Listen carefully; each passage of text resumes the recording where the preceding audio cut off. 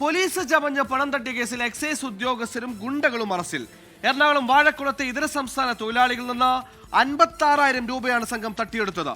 ഉദ്യോഗസ്ഥരും ഗുണ്ടകളും തട്ടിപ്പിനായി എത്തുന്ന ദൃശ്യങ്ങളും 24-ന് ലഭിച്ചു. 24 എക്സ്ക്ലൂസീവ്.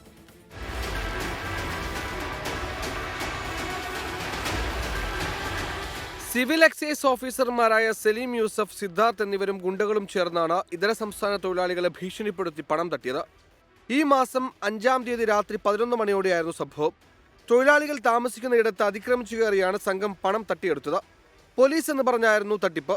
പണം നൽകിയില്ലെങ്കിൽ കേസിൽ ഉൾപ്പെടുത്തി നാട് കടത്തുമെന്ന് സംഘം ഭീഷണിപ്പെടുത്തി. ഇതിനുശേഷം തൊഴിലാളികളുടെ കയ്യിലുണ്ടായിരുന്ന 56,000 രൂപ തട്ടിയെടുത്തു.